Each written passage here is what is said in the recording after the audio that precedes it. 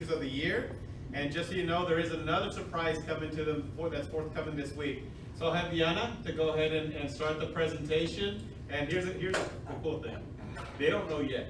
So we'll make the first announcement here, and then we'll continue with our celebration with them. All right, Diana. Here we come here.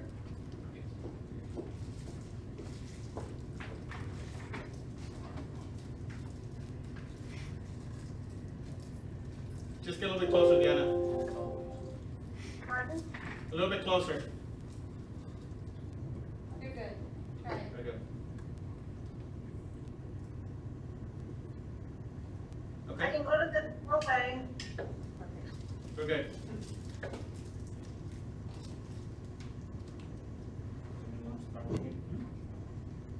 I don't see anything. I don't.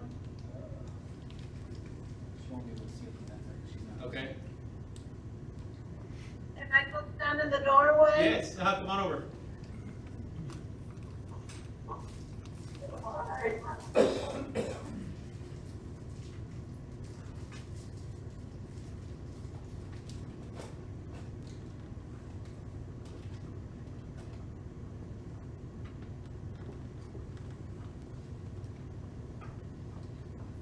Good evening, Mr. Chairman, members of the board. This evening, we'd like to honor our Teachers of the Year. Unfortunately, they're not here with us this evening. However, before we left on spring break, the campuses had already selected their campus Teacher of the Year, and then we just needed to bring in our judges. So we thank our judges for coming in during COVID-19, and it was, we did it via Zoom, and some of our teachers came in, but we'd like to share with you those that the campus has selected for this year. Representing Robson Early College High School, it was Dr. Gregorio Adrian Vargas.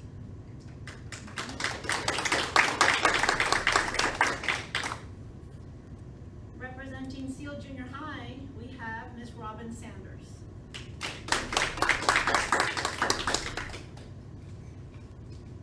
Representing Ortiz Intermediate, Marta Rodriguez.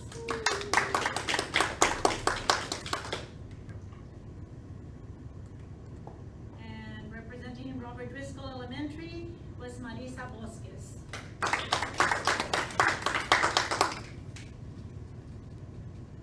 From San Pedro Elementary, we have Noemí Tamés.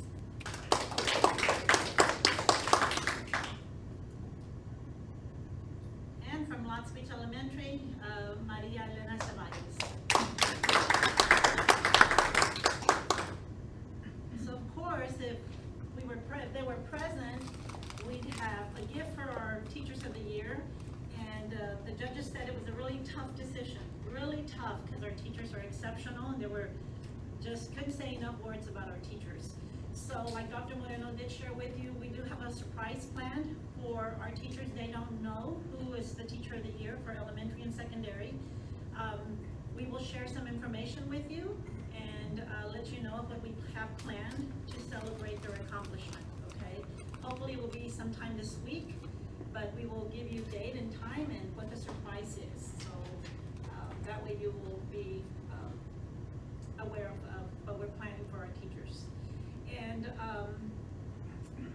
Holly, it's really tough because I wish they were here so that we could share the name of the staff member. But representing us at our Region 2 Teacher of the Year, we have Noemí Tamés, who is selected Elementary Teacher of the Year, representing us.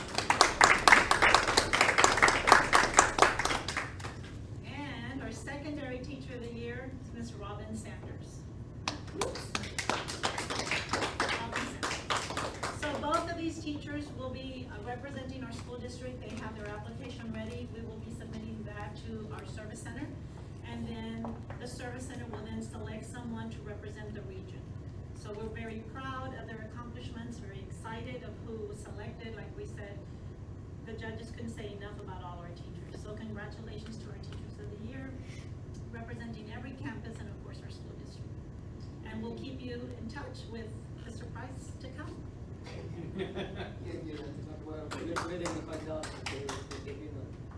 They, yeah, we'll let them know tonight. This y'all, yeah. I mean, Unless they're watching. yes, they might be watching, and somebody might be watching, so somebody might already pick Make up the a phone phone call. to let them know. But I will personally pick up the phone and call both of them and let them know. Thank you. Thank you.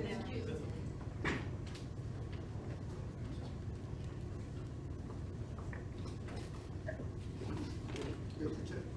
Yes, sir. Okay, we go to item number 6, the information items. Mr. Hill, the financial statement report. Go ahead, sir. Okay, Nina?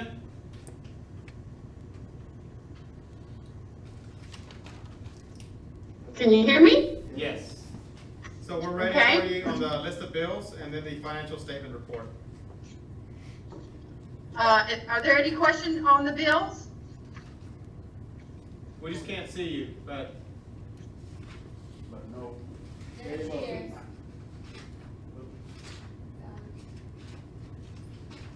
There you go. There you You go. see me now? Yes. yes. Are there any questions on the list of bills? Can you hear me? Yes. Yes, ma'am, none. No question. Okay. No questions? I'll move on to the financials. As we previously stated, we've had several functions that exceeded the monthly amount. Since we've now been through April, should be right at 67%. So 3 of those functions have fallen out and now are in line with the monthly expenditures, except for 34, which is transportation, and it's just slightly over. It will probably clean up next month. General administration, I'm sorry, co-curricular and extracurricular, that's always over because we purchased so much supplies and contracted service early on in the year. And then the final one is at 79.5%. That's security, and since we no longer are having security probably throughout the rest of the year, then we won't be spending that $10,000 that's left. 101 in the middle column is tracking at normally, and so is 184. Page 25 is just a comparison of this year to last year. And you can see that we're still about $1.5 million over last year in revenue and expenditures. Any questions on the financial? No. I have a question. Nina, do you have? Yes, ma'am? Do you have any indication as to how much the district on expenditures that we would have expended out that were not, what savings are we getting because of the school closure? Do you have an amount for us? Well, I've looked through a lot of our financials, but campuses are being encouraged to move all of their money together into one account so that they can purchase distance learning equipment. So it's, and Leroy, the money that he saved in diesel because the buses aren't running, he has now moved to $62.49 for repairs. So the only other thing, big ticket item might be electricity, and I haven't received the April electricity bill. Would you project there'd be a savings on that based on the school has? Would you project a savings? Yes, on the electricity, we should have a savings in water. We should have a savings in all of our utilities for the next 2 months. Okay. Because our water usage is down, our electricity usage should be down without doors opening and closing. How much that is, I won't know for probably a couple more weeks. Okay.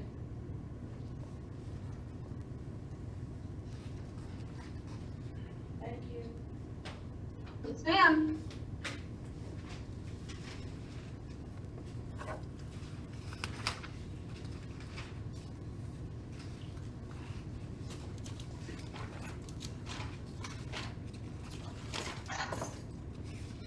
Bless you, sir. Okay, Okay, trustees, I'll go on to letter C, superintendent update on COVID-19 pandemic. Here, I just wanted to give you some general information just for you, so that you're aware. We are implementing some newer procedures, not just newer procedures like what you experienced today. So, and part of that is to continue, just because we know that we're going to, hopefully by the end of the month, and actually gradually start bringing back a few more staff members. But part of what you notice right now is that on top of that you take your temperature, we need to also make sure, and that's electronic, so it's not gonna be anything with paper. What you filled out on the computer is that you would have to fill out daily when you come into work what it is, just that general information. Part of the reason that has happened because the executive order from the state did indicate some additional, I guess, criteria as far as, symptoms to look out for. So that just keeps record that as far as Robson ISD, not only are we taking the temperature, but we also have an electronic paper trail as far as people actually doing that daily. Initially, it was just, okay, if you're out on vacation, you have to fill it out, let us know. But the daily action is important because what if you start with a cough, or what if you start with a fever? We'll be able to log and be able to flag that on our end to know. All that goes into one central bank, and that way that will help us to be able to monitor that with our employees. So Are you again, talking about every employee or just certain employees? every employee. So this is the newest initiative we just started with, the signing on. So now what our employees can expect is that there'll be a laptop. We just talked about this last week with the principals. Today, actually just launching in what we have, just starting here. And that'll be wherever they're signing in, taking a temperature, that computer will be right there, right next door. And at the same time, of course, it'll have to be wiped down every time, from person to person. But that way, we're not handling paper, also turning in paper. It's gonna be, just better that way. And where's what program are you using to do that survey? It's called Forms. It's off our Microsoft 365. So actually Richard was able to develop it, and then that keeps track of all that information. It'll let you compile it like it's a spreadsheet or what? I believe so. Yeah, because Forms, you could usually pull a report. Richard, Yes, sir. Yeah. can you compile the form? It'll list that- every employee, or not employee, but anybody that comes to the district, walks through the door, they sign in, it'll put it as their first name, last name, time stamped it, and all their answers will be yes or no, or whatever the answer is. Okay. So if somebody wants to look specifically whether anybody traveled out of the country, they're able to pull Yes, that data. it breaks it down by every answer. And we download it daily, so we submit it to HR so they can take a look. Is there a way that this could be set up where people can actually do it from not necessarily one station, but like from their phone or something, so they don't be touching the same device? Technically, they can. If they have it on their phone, really, you can pull it up on your phone and submit the form. You don't have to be signed into anything.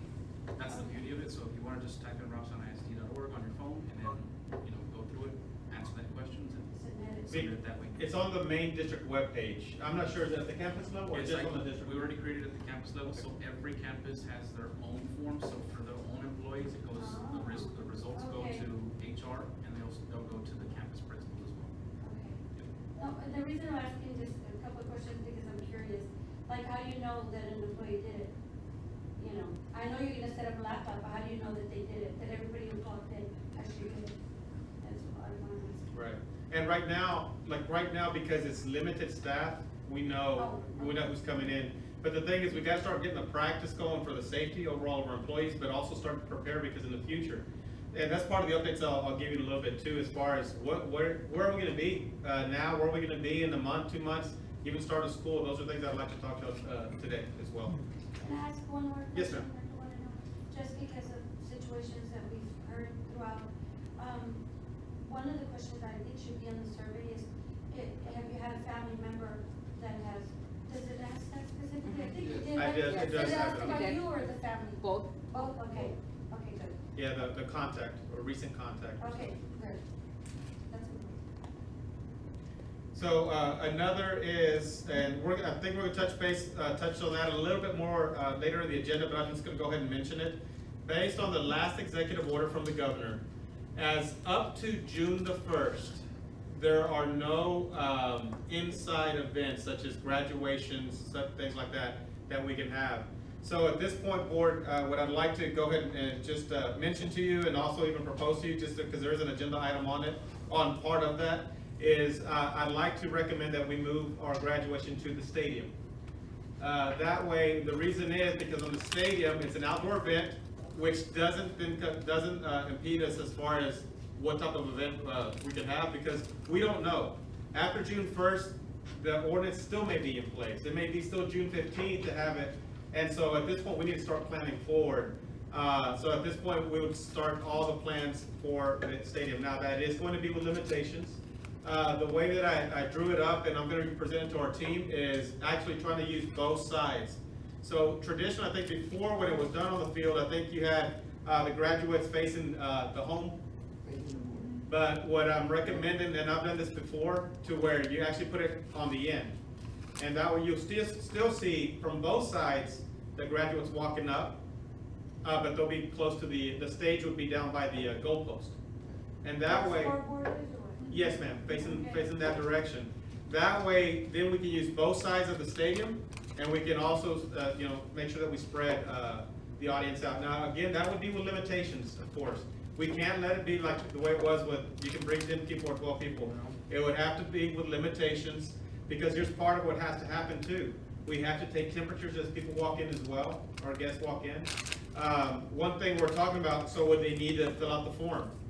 Those are things we're throwing around. Okay, is there something we can have pre-celebration, that way that most of those get done? If not, there's an area, because of course that would slow it down quite a bit. There's still a lot of kinks we have to work out, but based on the new ordinance, and just to go ahead and continue moving forward and plan. Now, we don't have a specific date yet, but just know that the stadium will be the next part, and hopefully we can get that date worked out by this week, and then we'll have some further direction that we can start communicating it out to our community. Yes, ma'am. That would be live streamed. We're not keeping the July 3rd date? No, ma'am. No. I'm going to go ahead and cancel that with the portrait. What was the date?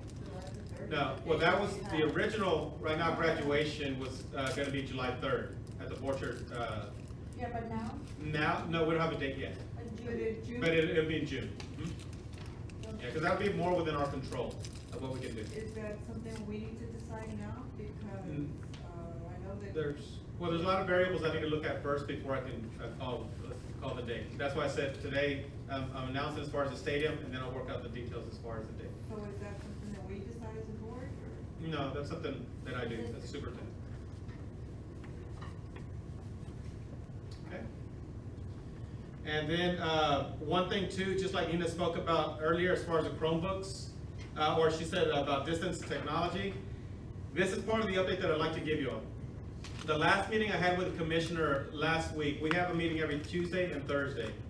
This last Thursday was the first time that he started talking about other models as far as what the school year could look like in anticipation. There's been a lot of different ideas, and there's actually a committee that's already been formed within that group to be able to continue to come up with other ideas. But we have to start planning for the worst. We have to start planning that school will not start, it may start the same day, but it may not look the same way. I mean, we don't know what's going to happen from one day to the next. I mean, just today there were 15 more cases here in Nueces County, so I think it's up to 147 cases. So with that planning, when we plan for the worst, then at least we'll be better prepared. So one of the things, trustees, and even when we get into the budget process as well, I did ask the principals to get a rough estimate as far as how many computers they have right now, how many more they would need, and we're talking about Chromebooks, because as a district, we need to prepare to be basically operate as a one-to-one device district. And what that means is distance learning becomes part of what we do. Now, the cool thing is that right now, at the beginning of the school year, we actually had Google Classroom training for our teachers. But what's happened because of our situation right now, it's really forced the hand for a good percent of our teachers to get on board with Google Classroom. It's amazing. Google Classroom is just another way to be able to prepare instruction where kids can actually get on device and work from that. So that's what we have. So right now, and I'm going to give you a rough estimate, but if we could guarantee that every single child in our schools had a device in their hands, it's roughly about 1,500 more devices that we would need. Roughly at 200, it's almost, and these are very rough numbers, almost $300,000 more would guarantee that every single child had a device in their hands. Now, That's the overall big scope. Now, pre-K wouldn't necessarily have a device, but do we have devices in the classrooms, things like that? That would reduce these numbers here as well. But just know that we have to start really thinking in that way. Now, the campuses are going to use funds that they have left over to be able to start buying more. Richard is working with us with 2 companies where we're getting more of a bulk rate and a better discount on the Chromebooks, and that's a step in the right direction. Now, the other thing we'd have to consider again is more hotspots, accessibility for kids. And then later on in the presentation, we'll talk to you about summer school. But right now, what we've done is we've outfitted the high school parking lot completely to where anyone can drive up to it. There's a code, it's actually like a scan code that they scan into, or they would identify before, and they'll know what the password is to get on there. The other place that we have it is here at Crossroads. The parking lot, all that area, that one isn't as strong because that would be the parking lot and getting close to Ortiz.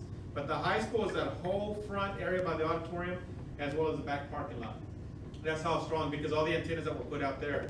A good way to look at this to address the other campuses, more for our local community schools within their neighborhoods, if we had it like that open too, that's something we can look at for the rest of the campuses as well, and to at least do our part to get more Wi-Fi access out there.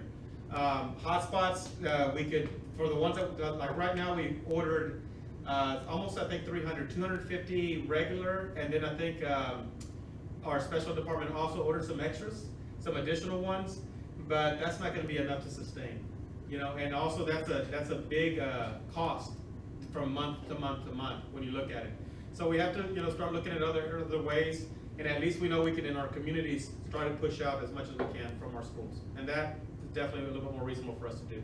Has anybody reached out to like Spectrum or those companies that would maybe work out some kind of a better option? Well, there's several offers right now, not only Spectrum or other independent phone, AT&T? but the thing is, those are only temporary. Those are, you know, right now they're giving you maybe a month or 2 months at no cost, but you have to be a member, you know. So and that, you know, most cell phones, you know, they're going to have hotspot opportunity, but the thing is, it's also for a cost.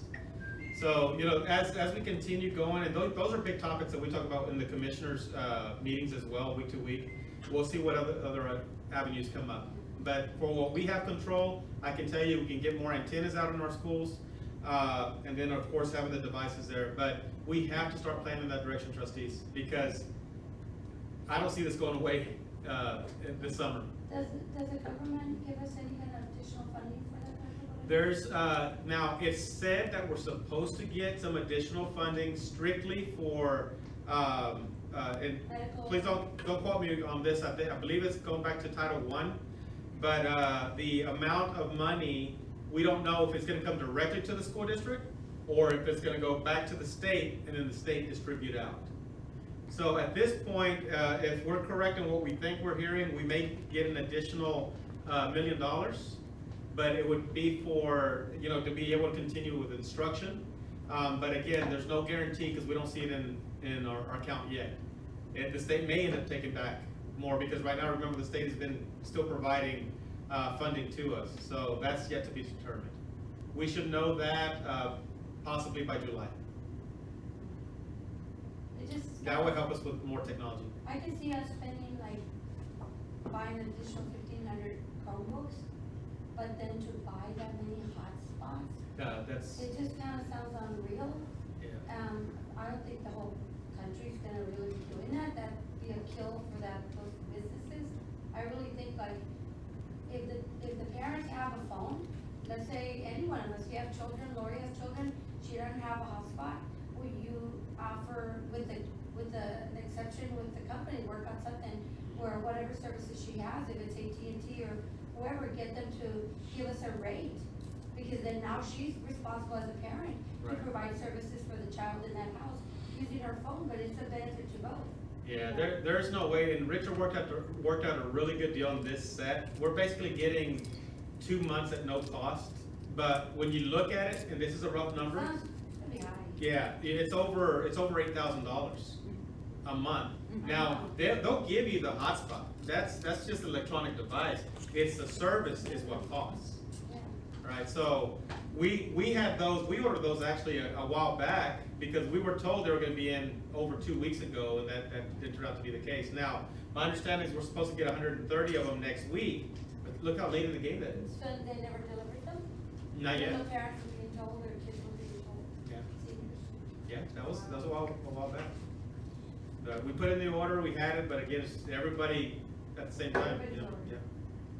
Well, that could be something like when you have your conversations with the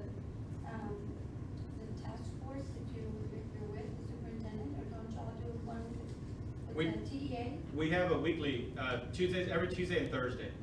Those are, Saying through the commissioner, through the governor, that something could be done with all these telephone companies to work out with school districts to give them a good rate with hotspots from their own families' phones. there's several companies that are offering, but like I said, they're all offering if you're a member. And initially, the last time I heard, it was a couple of months for free, depending on the company. But you know, this is nationwide. I mean, so it's I'm hoping there's gonna be more movement on that. So let me go back to what it may look like. One of the things that was thrown out there, and here's where I can't figure this one out yet. We're required to be in school 75,600 minutes a year, right? And that's what the state requirement is. Well, one of the arrangements was worked out was, well, could it be an AM and a PM shift to try to get less kids in school? So you have an AM shift for kids and a PM shift. There's a lot of detail to work out on that, but that's one thing that's been tossed around. So what is going to be in the other half of that day? It's got to be the distance learning component in order to be able to have that work. The other thing that was also, the last thing the commissioner spoke about last week was the possibility of having different designs. It's almost like year-round. I think Robstown ISD, our district at one point was year-round. I think Tuloso Midway right now is probably one of the last ones that has it in this area, but it's even a little bit more aggressive than that. I mean, you're looking at about a 3-week block of time that you're off, and then you're coming back for a certain amount of weeks at 3. And the reason they even threw that around as far as the discussion point, because we don't know if we'll be out for a week or 2 weeks or 3 weeks. It's just, it gives kind of that flexibility. So you start a little bit earlier and you stay a little bit earlier during the school year. So that's another, I guess, been thrown out there. So we'll continue, tomorrow will be our follow-up to last Thursday, and we'll see what other things are coming up at this point. I like that idea, Dr. Moreno, because I think honestly, you know, education needs to be in the forefront of every family. I mean, honestly, if we keep it year-round, the education is always being taught. It's not like until you graduate and you move on your own. It ends up being the same day, same amount of days, same amount of minutes. It's just set up differently. When I was a teacher, I got to experience year-round for a couple of years. We liked it, but you know, Yeah, it's that's pretty just. good. Okay, thank you. Yes, sir. Let me see. Move on, sir. Go ahead. So at this point, I'd have Lorena just share with us a little bit about summer school. Actually, if I just have you turn to page 27. Now, summer schools will look the same way. It's a distance learning summer school, because right now, again, we can't have kids back into the classroom. But it would be Monday through Thursday, 9 to 12, and as far as pre-K through 5. 6 through 8 is 9 through 12, and then high school would be 2 blocks, 9 through 11:30, and then 1 to 3:30. Because remember, there's about credit accrual, or as far as the completion of their actual coursework. Now, the other thing for you to consider there is that teachers would start at 8 o'clock, so they'll have a daily an hour to plan, to work with our students. And that would be, this would be the flyer model that we'd be sending out to our we just put out the applications, I believe, last week for our teachers. Because of the deficiency on some students not having access to devices or whatever, or if they just dropped out of the whole school system during this That's distance part of it. learning. No, so what are we doing? Like, are you gonna have more people working during the summer, or? Well, that all depends on the numbers. We'll definitely, if, right now it's just a matter of getting more teachers to apply. And that's a yearly struggle, but right now what we're reviewing, we have progress reports, I think it's about a week and a half ago. Right now, we're evaluating our numbers today to see how many, because the thing is, we can't also have too many kids, because it'll be too much. It'll be the same, we're walking right back into the same scenario. So that is something that we're looking at for those who have incompletes at this point, trying to prioritize them. All right, and then summer projects, the one thing I wanted to mention here is the main priority that we've been talking about is the, starting off with the first one is demolition. To demolish here what we have at Salazar, and then also the M&O building. If we did that for phase one, we've already talked about where we could put our vehicles. Let's say if we get the M&O, we actually talked about being able to put them over here at the ag barn, because the whole side is not right now used with animals. So the ag barn is basically, you have the main part of the building, and then there's a side part of the building over here. We could put some vehicles there.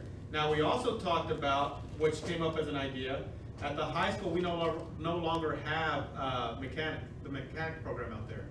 So the auto mechanic. So that area is also an enclosed area, but we want to prioritize over here at the ag barn first because there's still too much equipment over there at the high school. But at least we'd have two areas, prioritizing the ag barn, and then the other, if we're able to go ahead and start the demolition. And that would be a great project to complete this summer. Because regardless, it has to be phase one of it, to demolish that area and really start to beautify a little bit on our communities. So what else? Park them indoors at the ag barn?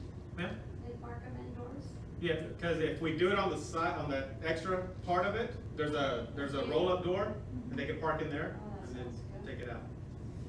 So that would include the building over there on Main Street? The M&O building? Yes, ma'am. Yeah. So what we'd like to do is, because this is already approved by, as far as some phases, but this is gonna be our first one to post.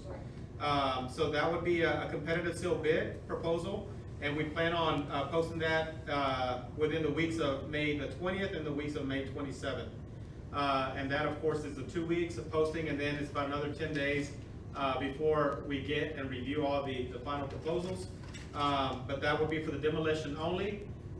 Either the next meeting we have or within the next two. Right now, Rogelio is finishing up the specs, so then we can present to y'all what it would look like for the cost or proposal of the parking lot. Let's say again, if we're right here at Salazar, and the new variations that we had talked about. Then also what it would run us to have a new garage at this point. So I just wanted to give you this phase one is just that we're gonna go ahead and post in the paper to find out as a competitive seal proposal the demolition phase. But the phase bill is also gonna give us what it would look like at the old facility property. Yes, ma'am, that was part of it. Mhm. Okay. And then the US trustees could decide, and then we can start looking at actual cost factors. This I believe that we'll be able to get accomplished as far as the demolition. Any questions on that? Okay. Okay, sir.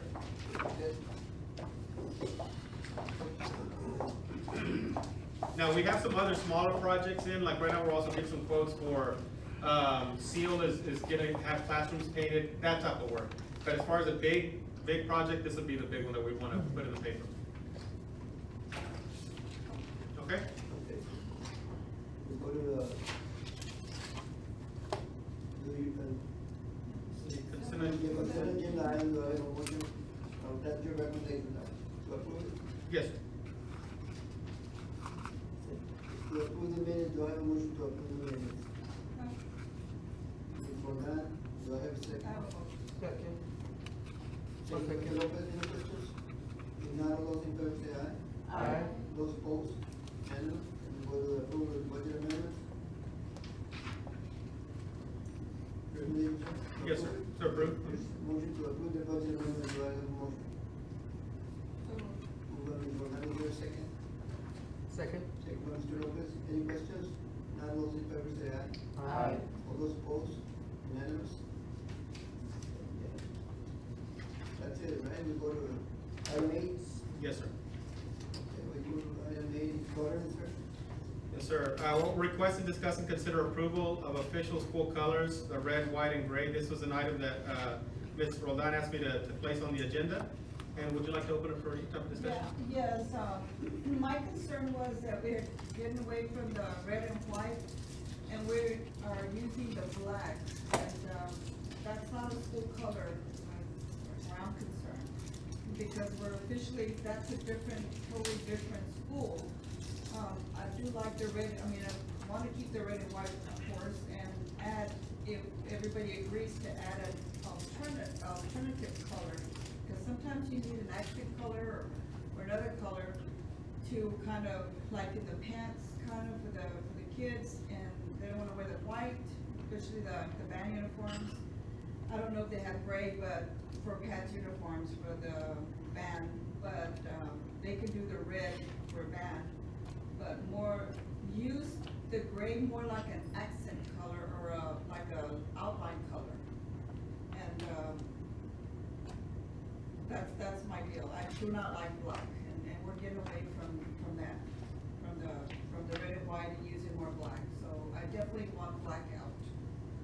Who does the oversight on that? Would it be the athletic director on the side of athletics, the band director on the side of band? Yes, ma'am. I think it's a disconnect. Like there was, for the band, I remember when, cause she's brought this up before, and I mean, I agree with that. I don't like the black, only cause we look like West Oso a lot. Not that I have anything against West No, Oso, that's their but, colors. It's Right. an overpowering of the Right. black. Yeah. so, but the first time that me and Bertha were at the stadium, everybody had red, white, and gray, except the cheerleaders. Remember that? The cheerleaders' uniforms had black, and then later, as the year progressed, everybody started to get black again. So maybe it just needs to, I don't know, sir, but there's a disconnect as far as departments. And, I even think the logos, they're all different, and I don't know why everybody has a different logo. It's gotten to the point where you even see black shirts, and we're getting completely away from our colors. So that's why I'm bringing it back, that we need to stick with the red and white, and we can add the gray, if they wanna add an accent color, a different color to offset, but not black. So that's where I'm at with that. I don't know if we need to approve it again, or we need to vote on it, but we definitely need to make sure that black is not included. The red and white and black forever, we're gonna have to change our. I don't know why we even have to put the gray. I remember Well, when because everything the- was red and white. But the thing is that they're adding black, we need to make sure that black is not in there. We can tell them, because they, sometimes, like, the girls, they have gray pants. The softball girls are wearing gray pants sometimes, and that looks okay. Gray is a dark gray would be nice, Beautiful, yeah. but, yeah, like a pewter gray, like a dark gray. Pretty nice. But black is one thing that I don't like it. It just I've been hurts. Every fighting time with I see that over black, many it years. just drives me crazy. I would say, trustees, if this is something that you all agree on, as far as, of course, obviously the red and white. Yes, sir. That, you know, those are our main school colors. But if we're saying that gray is an accent, and then if we start getting to a little bit more of a, I guess pewter gray is a little bit darker, Yeah, darker. as an accent, you know, that's just something, vote on it now, and that's what I When reinforce. you're saying accent, you're talking about like what? Like That an could outline? be like a trim or Like something. an outline Outline trim? trim. It's like a baseball team, you know, you send them out, they play at home and they got that white. They like the white and they have the red going out. And then they go out and they got the red and the white. I just think, I Then you mean, went to red, white, and black. And black. yes. And then with black bands and white shirts. You know, you just gotta. And I think you got on hand whenever the band started using their black pants, and we allowed them to use the black pants for marching. I think there was competition. For competition, only black Competition. pants is what they, because they look sharper on the field, but that's a And contrast. you can't tell if they're, one's out of line as much, we understand that, but then it got carried away to the point where they were using it all the time. You know, so that's not our school color, so we need to make sure to define it, so that we can say that these are our true colors. Of course, the red and white, and we can add the gray to accent, outline, accent. If somebody needs an extra color for some reason, not black, we can use the gray. Mhm. Yeah, I mean, if y'all wanna definitely vote on it tonight, then that's what I'll reinforce. The other thing to consider is, if we have some that already have black, is it something that then we'll grandfather in and start, anytime you're ordering new, just start going to that, or what are we saying? And the reason why I brought it now is because I heard that the department heads were ordering uniforms. So I want to make sure that they were ordering them to order the right colors. Yeah, not but they don't have a everything budget black. yet No. to buy the stuff, you know, so. Correct. But it's It coming. can be stopped, because they haven't given the direction to buy it, you know. I mean, it should go through the department heads, and I think that should be supervised under you, right? Yes, that's what I'm saying, I'll just, cause this will be just a new topic that I'll just bring up. Years back when Rodolfo was with us, I think we voted just red and white. I think Why can't we do that? I think we need to just leave it red and Me white. too, I agree, I agree Well, with that. Because I think we're really gonna get some people in the community upset, because it's never been with accent or nothing. It's always been red and white. And I And why do agree. we change it in year 220? Maybe eventually, I mean, will it ever change? Shouldn't, No, but. it's been going on since And I think what happened whenever it got approved, it was approved as outline black and then it got carried away. And now outline I don't gray. think since we've been on the board, we've never approved anything. It was directed to Vidaudi. We approve, No, you got, the last vote is when Adolfo was on here and it was red and white, but it's Red and never white. been, has it ever been approved to be black? I don't know. It never Just has for- been. It It was just got away. Their own thing. It Just for- just got away. But it was outline black. I know, but it That wasn't wasn't an approval approved. from the board, it was just what everybody was doing. Well, we gotta make it sure to say, I'm okay with red and white, I really am. Then I think we should do that and then just have him tell them, if you need an accent color, use gray. It's kinda like approving the calendar every year, let's just approve our color, make sure that we agree, Right. our colors. When, So- before they're budgeting and ordering their designs and all that. So, but again, it's red and white, but if it requires, an outline like gray, Gray. Yeah. But But I that'll don't think we be should more approve that of- as our colors, I think our colors should remain red and white. Well, our The color primary will color, I mean, always so. be red and white, yes, that's what our alma mater says, red and white. So, Forever. forever.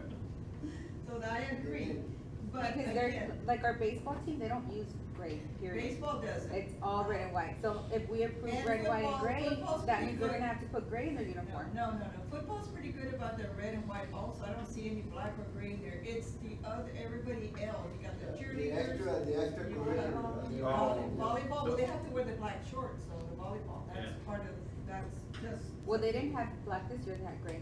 That Gray was their color, See, was that's their nice. color. Gray's okay. so then my question y'all is this, is because I don't know exactly who's got what on that, so is it something that we grandfather in what they have now, and as they start to order new, they start ordering it just properly to this? Yep. Or if not, we're gonna force them then, It seems like every year. Why would they it's keep going- this? I don't think because some that anybody uniforms are has- not, they don't rotate their uniform Well, every they're single year. dropped down to junior high, then right from the high school, they give them to the junior high, like the cheerleaders, I'm not No. sure. I don't No, know. they I don't. don't think so. They keep their Cheer own, and dance, they order their They order own their own. every year. and we got dance that's. The thing is, like dance team, you're not gonna find white leotard pants for the dance team, and then if you do find white, you're gonna have half of your dance team that's gonna say, well, I'm not gonna wear white pants. No. Well, I think No. dance is different though, dance. They went into the black because of the kicks, cause they had the Yeah. black shoes and the black dance shoes and the black That's dance like the band leotard too. pant. That's one of the reasons dance team went into the black. And then cheer added the black lining into the uniform to border out where it goes into that A line on their uniform. And then their R was outlined on one of their uniforms with black. But that's the only thing, like with dance, what do? Do we go back to the original, Why can't they boots? wear Red, what red about pants? red? You don't see, in all honesty, just in all of my years being around dance with my aunt doing it, you don't see too many red leotard dance pants out on the field. That's Most true. dance teams, like the kick teams that do kick routines like ours, they're in black pants and like, so they're black and purple, their uniforms, black, if their team colors, purple and white, they have purple and white top and black pants. If they're orange and white, you know, with black, that's the only thing. Gray, I don't know, but I know dance went to that only because when they do like their kicks, when you have your shorter ones or the ones who can't kick that high, it, you know, You of can't course, see it it. kind of masks it just a little bit, kind of camouflages it. Cause those are the only two that I remember using black. But The then dance way and back in the cheer. And day, the band. when I was And the in band. school, they still use the old time uniform like, Like the what little is skirt, the little skirts. the skirts, what's that school in Corpus, the new one? Right, oh, Veterans. Veterans, they use the Robstown, the old Robstown uniforms, which was the boots, the cowboy, the kind of the western hat, kind of like the, I like Like that. the- I think they yeah. look nice like that. the old way, where they had the skirt with the petticoat Well, then and maybe stuff. that's what they need to get back to. I You think know. it's the main thing, Dr. Mano, from what I'm picking up, when it comes to the mask or whatever, that needs to probably stay. I mean, if it's essential, that needs to be black because of the routine or whatever, that can be probably that But option. just like like Hector's But red and saying- white has to be their shirts, you know, their whatever, But like everything Hector's else. saying, you know, you can adjust because you can have the skirts. You don't have to wear the leotards. That's what they were wearing before. Yeah, yeah, they've always Before, worn a skirt. and then they kind of started And phasing boots. out of those skirts because it was just a thing of the past, and all schools were going with the black leotard pant and then a shirt. And what they did was, I remember, they went with the black pants also because the cheer uniforms, their tops had black and their skirts were bordered in black as well. It was red and white bordered in black. And we had, well, I say we, but they had more than half of the squad. That was when my aunt had like 24 cheerleaders out on the track. More than half were participating in cheer and dance. So right before halftime was gonna start, the cheerleaders would run to the ladies' room, and all they would do was put their pants on and pull their skirt off, and their uniform top matched the pant, and everybody had a uniform top, dance and cheer. I know that was the reason why that changed, but I'm good. I mean, I love red and white. That's our colors. I'm good with whatever you all decide. So again, But I need, how do we say it's okay for one organization to use black and not everybody Yeah, else? what That's I not mean. right. It's not right. That'll be hard, yeah. And then the band, it's another thing. Good luck They there. got away from the white pants, because I understand white, but they can wear red. Red pants look really I short. wore red pants and Yeah. bands. I wore red pants and we were We were awesome. all red. We had They- those old They look time very nice. hot uniforms. And that's what I wore. It all starts in the mind of somebody who wants to be different, and then it just keeps spreading. So- But if you say red and white, Let's just stick with so I white. can put a stop to anything further that's coming out, but my question to y'all again is, if, until I get an inventory of what we have, that may force us to have to start buying new, unless we're gonna grandfather what's in until it's done, and then next order is gonna be the proper. But then do we put a stop to, let's say, athletics printing out shirts for sale that are gonna be black, red, and white also? Yeah, we do. Yeah. Because they start doing their own thing, and I mean, you've got all sorts of designs that's coming the out. same reason for this Yeah. whole Yeah, you know, agenda. everybody starts coming out with different things. I know that Coach Williams sticks to red, white, and gray. He doesn't put black at all, but the boys sports have black. Not the baseball. I know baseball doesn't have black. No, And they're you- always red and white. So do we get rid of our black board member shirts? And jackets? And jackets? I just never liked it, really. And that's my favorite color. But And I then also not am just a that, mortician. Then we need, the Ramston Education Foundation should also change to gray. They don't have anything. Yes, there's a bunch of black trim. All their trim is black. Mm-hmm. That's an outline, And that needs to be changed to But gray it's too. in, it's outline, that's what I'm saying, we're getting too detailed. When it comes to outline, that's one thing, but when you're trying to change your shirt color to black, That's what we're something- talking about. That's what we're referring to. And I thought, when I saw the gray on there, I mean, maybe not even put that on the red and white, but if they're gonna use an outline or like you said, a border or something, white or, I mean, gray or black, but we're saying don't overpower the red and white. So what I can do is I'll put an administrative procedure in place. Anything new that's gonna be ordered, it has to come with one final approval from me. Yeah. And that way, at least we can start narrowing it down as far as what's, What they're doing.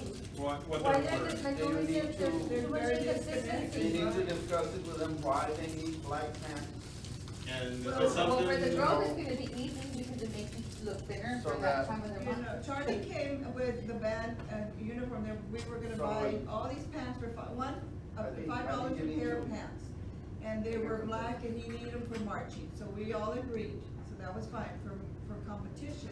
But now it's just gotten out of hand where the colors aren't true colors, are Yeah, red but and white. sometimes there's a reason why they need, Well, Well, That's our they have to have a color. process. and we don't know. They go to the So if he superintendent. goes and he gets a consensus of why they need a certain color, and it's understood that, okay, we can't wear white pants because if we kneel, we're gonna have grass stains on our pants, understandable, don't you'll wear white. wear red. But if it's just because they want to, okay, well. It's what do you different. think? Well, they- Maybe you should go and approach them and ask them, why do you need black, or red, or white? Or gray. And then come back to us and tell us why. They have the option to flip it around, to have red pants and white top. You can Okay. work with red and white. yeah. I think competition, I mean, what the band does with black, it's because of the competitions. I mean, it pops more on the field than it does hide more, as far as the, mistakes, things like that. But, Coordination, kinda like this year. but maybe, again, is that for a special, or, is that for competition, or is it for the day-to-day usage? I think it's part of the question. So, then what I'll do right now, again, is officially, we know that red and white is, but if it doesn't hurt to say it again. The gray, then we're saying, not mentioning it here, but knowing if we're gonna have any type of trim, it would be gray, right? Right. Now we stick to the red and white forever, as far as our color. What kind of gray? Peter gray? I mean, No, there's variations. Does it really matter if it's gray or black outline? It doesn't matter to me, I just don't like the overpowering of black. I mean, honestly, I really think if they control it. At one time, when I was in school, we were using red, white, black, and gray all in one of the uniforms, I remember. I don't know if it was a football or baseball. I think it was the flag people. Or flag, we I had think it was the all, flag corps. this was when, I mean, back in the 95, 96, 97, I remember somebody started with the black back in our time, I and think it was somebody the flag. had I think it red, was the white, flag. It was black, us. and gray. Sorry, guys. It had all 4 colors. I think I it was the remember. flag. But I- color guard. I'll go with the As long as one person will try it, majority. if they can get away with it, then it's just kinda They'll like. fly and then, if not, that's the color. I think say the red red and looks white, sharp, but I it's too know much. If they're gonna do an outline, it should never overpower the red and white, regardless. Tendríamos But then pinstripes you've got their nosotros. change, remember the stripes wearing black outline, and it stands out more. I don't like the black outline. Just red Let's and just white. change to like blue and gold. We're gonna go Let's for go everything. to be vaqueros like I was in San Diego. Vaqueros. Just say red and white. Red and white, that's it. All right, red and white forever. Ooh, get ready for this one. Right. No gray, no black, okay, that's it. Well, to clarify, we said if it's not overpowering as far as the gray, I mean, the main color should be the red. Going and the- back to, she says, it doesn't matter to her, but she wants black and gray. No, So I'm just outline. saying if they have to outline it, why are we gonna do that? I think if you really wanna criticize, we could go to a lot of logos of the district, and we probably have a little bit of black. And to outline, it doesn't look bad. Does that look overpowering? It doesn't. I think it's really just people wanted to just go into the black.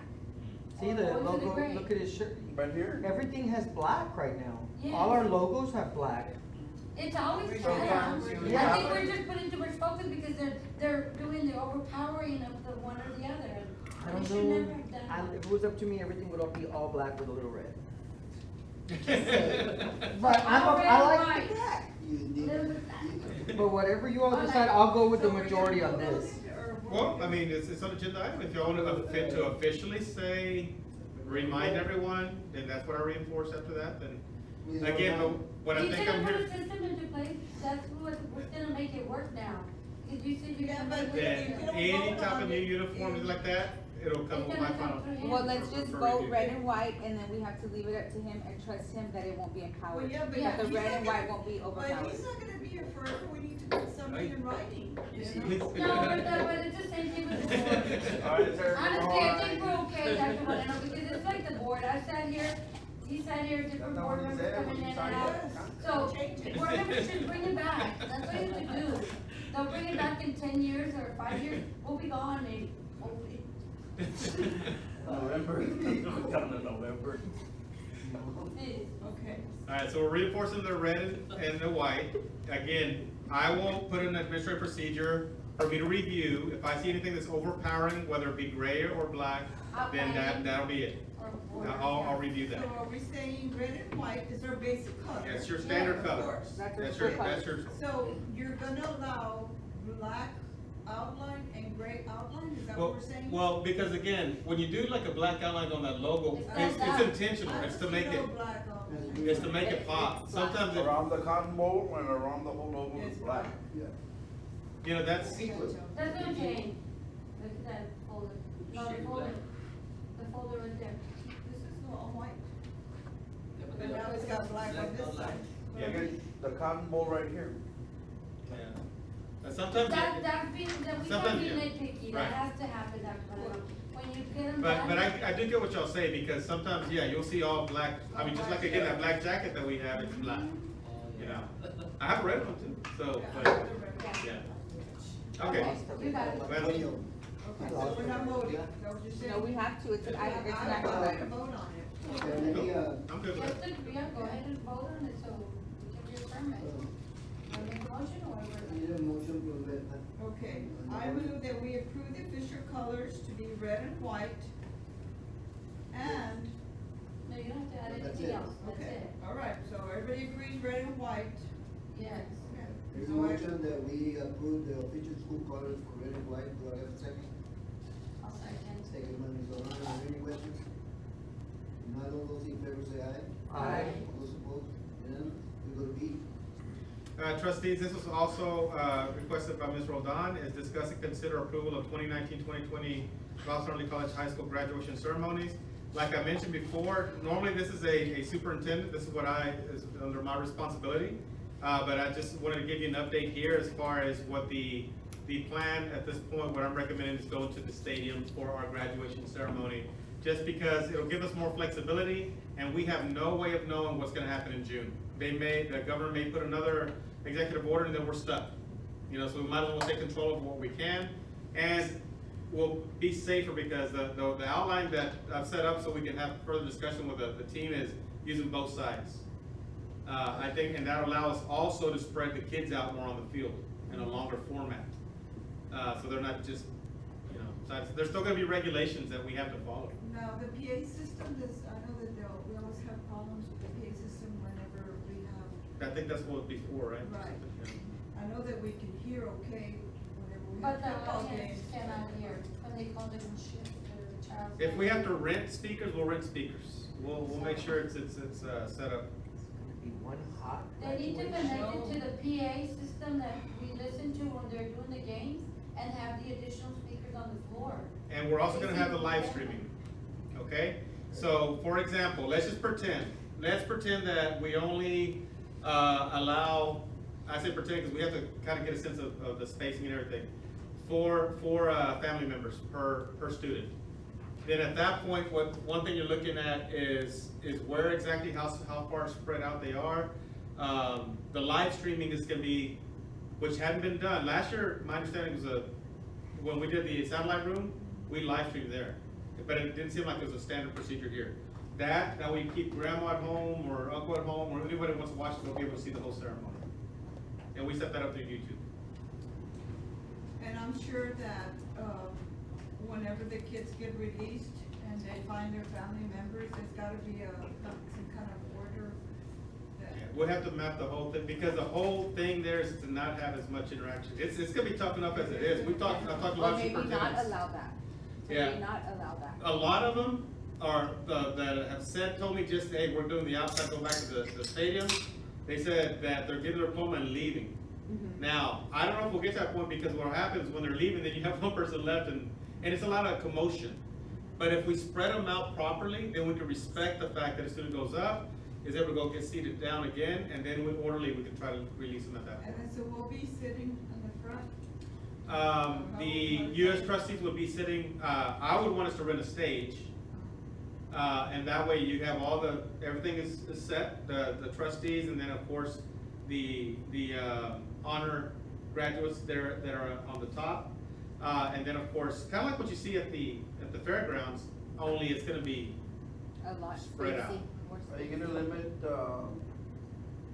for how many people per student? yes, sir. Yeah, and I gave you the scenario, that doesn't mean that's the number we'll stick to, but I said, let's pretend it was 4. That's a lot different than having an open ticket. Because remember, every single person is gonna have to be screened before they walk in.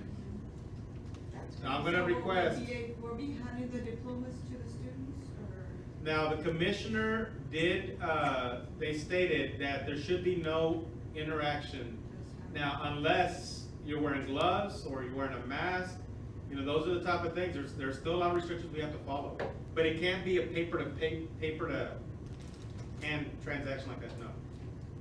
Will they mark the track 6 feet apart? Yes, ma'am. I asked That- that. Oh, yes, I'm sorry. That would allow us to, So will we all are we gonna all wear masks and, No, for, not if we're outdoors. well, Not let's, if we're let's, outdoors. No. but he just said As that, of right now. Yeah, because what's happening is when you get a bigger crowd coming in, you know, that may be it. Once they're seated, if they need to take off their mask, that might be something else. We'll work out those details. But from what I'm hearing right now, the restrictions are in place. Yes. Yeah, there's gonna have to be. Because I restrictions. called and I asked about, since Larissa's my daughter, if I could give her the diploma, and, the lady that I spoke to said that if you're blood related, you can, like a daughter spouse, like a daughter parent, you can. So, I mean, can you look into that to make sure? Because Yeah. I was told that since I'm her mother, I could give her So who's her restricting diploma, the but not diploma? anybody else. That's what I'm saying, right, as it sits right now, the one thing they said is you cannot give, No transferring of anything. unless you're wearing a mask and glove. So I But will it would look at have all to the be a ordinances. new mask, a new set of gloves for every graduate. You can't Because use you're the same still- gloves. Yeah, contact. Mhm. Well, unless you hand the diploma, on one end to the other end, and you don't I make don't think we contact. need No, it No doesn't diploma. matter. I wouldn't Can't do hand that. So anything. you're not gonna hand them a diploma? I think we They could. Don't can already grab have it. themselves. Why don't we do virtual? Because we wanna go They traditional. don't want it. They don't want. Well, I mean, I'm just if we asking. can do it traditional, it's best, Yeah, you I'm know, just to asking. get the Because experience. Alice is doing it, and I don't know. Yeah, let's ask. Alice, It's not, you know, it's not the same. I mean, if you can provide it, then I think the kids deserve Well, it. it's not the same at all. No, but It's so it's different. as close as we can to give them a traditional graduation. can we do something honorable, like put the diploma like in a really nice little like easel, and let this child just come and grab it from there, and only the, is it Eunice or whoever that's She'll have to transfer transfer them in there. She won't be touching no one, she's grabbing just the just diploma, the put it on. diplomas. I'm not saying it has to be an easel, I'm just saying something nice, and they grab it from there, kinda like when you're displaying artwork, and you put it really nicely out, and then they grab it from there. I mean, it's different. And Well, why don't we just have them call their name and just stand and then. that's There's it, no and then pictures, walk no across, anything. and, you know. We won't take pictures with them either, That's handing another diploma thing, see? this year. Let me work out all those kinks. I mean, it's There's a basically lot. what it is. Anything can happen if we have our own gloves, but we also have to dispose of the glove after every every time. student. it's done. Mhm. That's That's just too much. much work. And it's gonna. There's ways we'll to do those it that fast. way, but it just has to be thought out really well. And, I don't think we're here to try to say how you're gonna do it, we're trying to say, let's make it happen, so these kids will have a memorable, without all these extra, I don't like the idea of them having us wear masks. I don't like that. That's labeling the whole year, I mean, they know they're living through it, we're living through it, why make their ceremony like that? I had one superintendent I spoke to, he said that they were actually, because they're spread out, they're able to spread out on the field, they didn't have to wear the mask. But, And it's outdoors. but the thing is, when kids are walking in, or if there's gonna be a higher I may have to have them with it, and then they can take it off because of pictures, things like that. So those are all the little things that have to work out. The main thing is, can we get them out there for a traditional graduation? Absolutely, I think that we can. Now, there's gonna be a lot of precautionary measures taken though. This is I going think to, you can do two platforms. this is going to be And one I of the think- most memorable Yeah. graduations ever. And I think it should be only parents. It's just my opinion, only parents.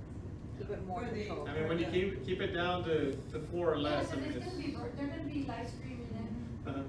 And we could always be on a higher platform, like the stage, and they could be on the, like, the platforms could be adjusted where the student walks, could be like a walkway below us, a little, not too low, but, Have you been to a graduation at the stadium? yeah. You have? Cause it was like that. Oh, yeah. The board was on the platform. Yeah. but it faces one way, right? It faces Yeah, everybody Everybody faces went one one way. way. Phase two moves on. Oh, when I graduated, we were facing inward. Oh, but You it know, the won't, stage was Like here, movie and then drive like, theater? the graduate, like Lori, myself, all of us were facing Each other. this direction, each other, and I wanna say, if I remember correctly, there was a group on the side, so there was rows here and rows here, and we were all facing no, each but other. you Yeah. guys were only Yeah. facing one side of the stadium. The back side was empty. Like for the other. I remember, that was the last graduation outdoors. This side was facing this, Okay. the other side, this side That was might be facing an them, additional piece. but we were facing all of them. Yes, yeah, Yes. that's the, when I graduated, that was the last graduation outdoors. Okay. All right. Let's go. Just Okay. make it Well, memorable. So really, this is not necessarily one to vote on, but This is your thing. that's a plan. Yeah. We just want you to surprise them with something special. The new normal. That's It- fine. No it's action? just for No, comment. that's No It's action. information. Don't come. That's No information. action. Okay. We go to business and support now? All right, for business support, discuss and consider approval of request for qualifications for the school district's auditor. Trustees, what I'm gonna ask is that we table this particular item. I wanted to give you an update, and I'd like for this, now, we're gonna have to have a couple more, meetings, for allow me to bring this to the next meeting that we have, possibly next week already. The reason is, I wanna give you an update here. Right now, we had 4 that applied, or 4 that sent in their proposals. Okay, this is because, and the reason we're doing this is because our auditor, after 5 years, the contract is up and then you renew. So, we, out of the 4, we had 3 that came in on time, 1 that did not come in on time, but again, trustees, that's something that we have to determine if you wanna look at it or not. The 1 that did not come in on time was our current auditor. Okay? Was there a reason why? He said he didn't know. I mean, we've told him that But he's known for years how this we've been works. talking about it, that we're gonna have it, it's just when it was posted, he said he But didn't the know. and school's it's- been closed. Yeah. So there's nothing is normal right now. Uh-huh. And I think that's the opposite. Yeah. But as the auditor, I mean, he knows the business, he knows how, And what how about the long other has he 3? been here? Uh-huh. How long has he been doing this for our district? This his been here? I mean, you Well, it's know, been 5 Who years. is it? It's been 5 years? Or this- Or I mean, this 5 guy. years, I don't know beyond that. I don't mean, know. he knows the way business is done, he knows when his contract is up, he knows that he needs to go online, he could have called here, our business office has been open. I mean, to me, you missed it, you missed it. When I did agree. they- I agree with that. When did they build the Bishop Orchard? Fairground? When? Yeah. It's been like 15 years. Samara was born, Samara's 12 years ago. 12 years, well, he's been on, our auditor before then. No, I agree. no, If we he had fixes somebody it, I else. think We had he Oh, somebody really? else. Yeah, Womack from, Oh, y'all had him before? Yeah. No, we had Womack. Yeah, Womack. We had somebody Back else. in the early, when I started. Me too, yeah. Yeah. I didn't know he had been to school But, auditor. but why should we make an exception? That's up to No, you. we don't have to. No, I'm just telling you what it is. And how did the other 3 know the deadline and he didn't? It's just posted in the paper and the website, that's On the website as well? advertising. And the newspaper. The only difference on these is like, you know, if we get any proposals that come in, if the board chooses not to approve any of them, it can go back again, and it doesn't Oh, mean we yeah. have to adjust our. That's completely up to y'all, and that's why I wanna give you, to be, because Well, 3 came there's, in. The others? there's 3 others, again, there's 4 total, 1 that came in late. I'm still checking on some references, and that's part of the reason why I wanna, postpone it. Again, hopefully we can have this by next week. And that way, we can then bring it to your, like we did before, top 2 recommendations are these. And then that way, if anything, we can get them to present to y'all here, because if not, then you're not gonna have any opportunity for questioning.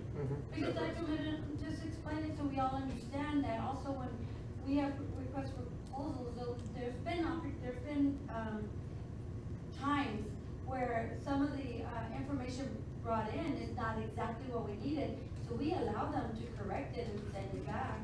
So it's not like, whatever you send, that's it, No. so we're gonna base you on But whatever they you meet send. the deadline first. Yeah, I know, but I'm just trying to say that's usually what happens, But right? if the But they meet information, the what they're- deadline first though. yeah, but if the information is not there at the deadline, they automatically fall out of the list, but we allow them to come back. But that's what I'm saying, but at So- least they met the deadline Okay. with something and he Well, yeah, but didn't. they're still missing something. Yeah, because what this is a qualification, a proposal of qualifications. It's basically these companies that, the 4 that gave you, they said, look, hey, this is my background, this is why I feel that I'm qualified to be your auditor. This is what we review, and then we go through a rubric, we outline the rubric, and then it's like the last time when we did Chartwells, and I think we did one of something, This if you is, I remember. forgot, this is RFQs. Well, It's a whole this was a little different- bit different, this is kinda like an architect, basically as a board, because, it's a contract, you have the liberty of choosing what you, same thing here, but what, the Even way we. before the 5 years, you could come back and bring it back. So and we're at change the it. 5 years. The Yes, same way we could do So the by law, we attorneys. have to go out again. Correct. For another. Correct. And he was late on submitting his And he application. missed the deadline. And he was aware Yes. of the deadline. Well, No, he wasn't. Well, I mean, he says he he- wasn't aware. Well, if he He wasn't knew- aware, he the knew other that we 3 were would have been looking. aware, and they were. Yeah. So he was aware. He was given the resources to to see the deadline, just like the other three were. Now, did we correct? pick up the phone and say, my understanding, say, hey, we're about to post it? We didn't do that. Well, It's not our we- job. We that's posted it. That's not normal practice for us to do that. No, I mean, it's because he was aware that we're going to go out. I mean, This that's year, nothing his, new. his deal is, Yeah. And normally in June is when you want to start it, July at the latest, starting the new cycle. Because they start, So he being our auditor should have calendared himself, saying, this is my 5th year, I should be renewed this year. because that we talked, had been talked about, recent. do we go out the same time every time? That I don't know from previous history, because we've had him for 5 years. Right, Oh, so yeah. do we have a date when that But 5 years? normally you'll do it around here because normally auditors want to start in June, to start researching in July, because you're starting a new fiscal year, coming into the, so they'll start doing a lot of their research, so. So that's when we gave it to him, like exactly around the same month? That's what I'm asking. That I don't know now, when he Okay. first started. Because if we're doing Is it there earlier, we're anything- doing it later, then that's kind of difficult. Because our audit usually happens around September, right, August, September? They start, well, they come in, I think he comes in 2 or 3 times, and different auditors do different Yeah. things, As long as we're Sometimes they consistent, get, that's sometimes they get held back Yes, and told when to come in and present their audits. Why? Sometimes happens. Maybe an election is coming up or something. To do what, But Richard? that I was gonna say. happening, that's I've seen it election happen. November. I've To seen do it. what? What is it? If they have the audit ready and they hold them back until they're ready for him to come present. So presented, yes, but to do the actual audit, that's what we're talking about. yeah, the yeah. audit is several months. Yeah, they come in one phase and they come another phase. Right, okay, all right. I just want to. Well, ask him to go ahead and turn these in. I'm He just saying. turned it in, but it Sir, was but why- marked why- late. I'm just It was curious. marked late. I'm curious as to why would, because you're the one that presented to us, correct? Mhm. So why would you present somebody that was late to the board? That's why I put it out to you right now. If that's the standard, then Well, what normally would- we wouldn't. What would you accept? as a Normally we wouldn't superintendent? accept. Or So would you then be don't put it on okay? there. So then why is it bring about Would you you? be That's what I'm okay saying, then accepting don't put it them? on there. I'm sorry? Would it be okay for you to let them accept, to turn in? No, because you got 3 others that turn it in all the time. And that's what I'm saying, like, I wouldn't, like, why are we Why would being there be told exception? right now? No, Like, it's not I'm put- telling you what I'm telling you. We had the 4, and that's why I mentioned we had 1 late. Because we have a deadline for a reason, so you should just omit everybody that didn't come to the, So- that's so- what I would like to see as a board member. I wouldn't like to see, okay, these 3, and then this one didn't come in on time. Mhm. I wouldn't wanna see that, I would want the ones that followed the rules and submitted on time. So Are we we just- consistent with that? What's that? Are we consistent with that? That's all. I mean, anytime we've gone out, if they're gonna turn in, any type of, work that we're gonna get done, it has to be in. I know, but has Be part of it. the administration accepted after? Yeah. And I think they have, They that's what I'm have. asking. They'll say, I okay. just don't want us to kind of present ourselves like we're really following a process that really has been modified on occasion. And then we're really not being consistent, and which is, hey, if we're not consistent, then we're known for not being consistent. But when do we stop the non-consistency? I know. Well, that's what I'm So- saying. I mean, the 2 items that I brought, I know brought And I was Chartwell's, gonna say, could- are we talking, cause what he can only answer that as far as his leadership, which has only been 2 years. So But I No, think, but we're we've talking done about some other 2 years. RFQs recently. We've done some contracts who say, okay, they didn't mention this, but we'll talk to him so he can figure out something else. But let's go ahead and vote on them to come and do it. Or they didn't submit enough, because we did, like, wasn't there some projects we've done recently that they didn't give you the bid on everything, they just on some? And Yeah. you decide whether you're gonna accept that part, or, we've done that before. Like, if we're gonna do, like, at the high school, we're doing some work, well, they were Like gonna only technology. do the parking, but they didn't submit the whole part of the bid that we posted. Everything that you. I don't think But that this is, happened, I think the scope changed after, but I don't think they ever. We're talking It's about the original happened bid. before. What happened before he came on board? Cause the only thing I've done is Chartwell's, and when they bid it, or whoever wanted to bid on it, they bid it. I took it through the process, we presented it, you had I think it was the top 2 I think that came forward. Then there was one, I cannot remember what this other one was, I think there was 3 presenters that came in. Oh, for the, For the. Food that- service? no, not food service. That little guy with the glasses. Oh, the yeah. financial advisor.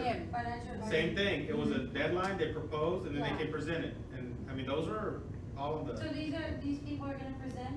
that's what I'd like for them to do, because right now, if not, I'd just be talking to it, I'd rather the top two present to you, or if we say those three, they present. But I still need to check references on some, that's why I want to bring it this week. Yeah. That's what you want to check. Is there, well, let me ask you, have you looked at policy on RFQs? Well, it's not RFQ, this is just a qualification, request for qualification. Well, RFPs is one thing, RFQs is another. So there is policy in RFQs also.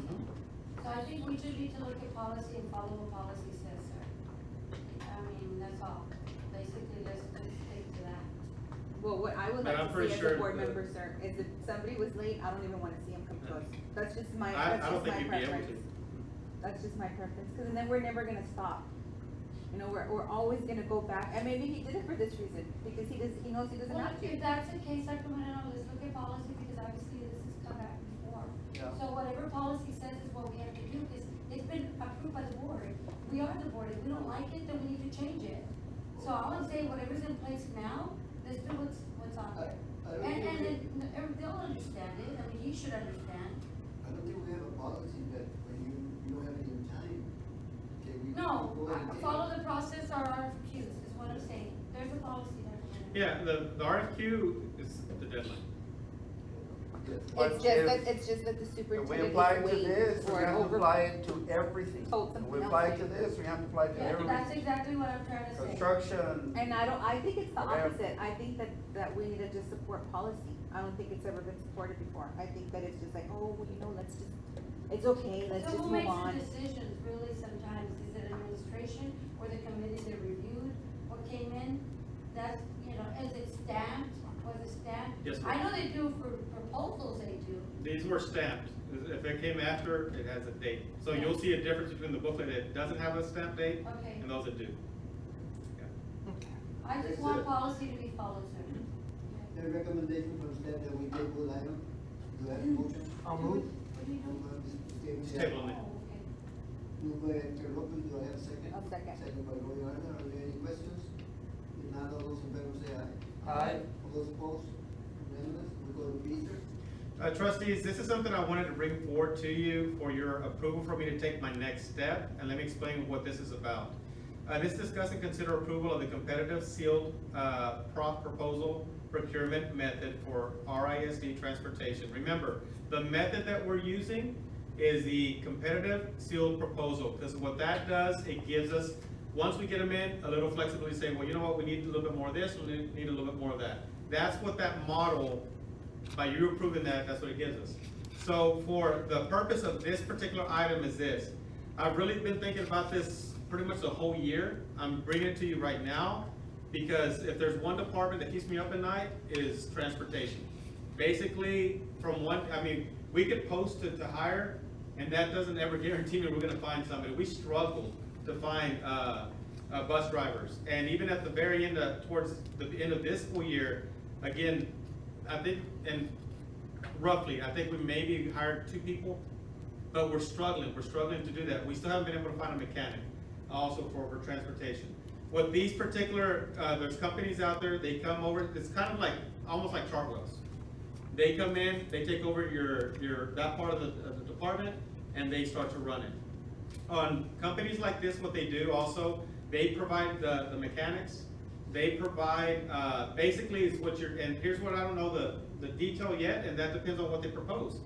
It's almost like if they rent your bus from you for a certain, like $1 or whatever it may be. But once you get the bus to where it is, guess what? They maintain the buses. Any repairs, transmission goes out, they repair the transmission. So they fully manage the program. There are several districts, I can tell you one right now where I got this initial information is down in Mathis. They're the ones that presented, that they've been doing this. I know Odom went out to look for it last year. They stopped because they didn't get the right amount of routes and it was gonna cost them more than they projected at that point. But I wanna say that don't quote me on this one, I think it's Bishop, not 100% though.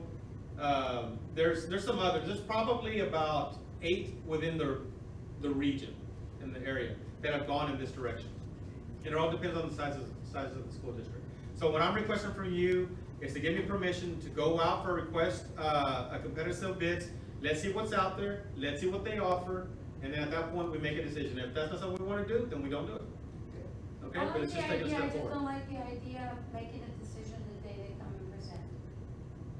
What's that? Because for us not to have to vote the Uh-huh. day they come and present, because that makes it hard, I'm gonna tell you why.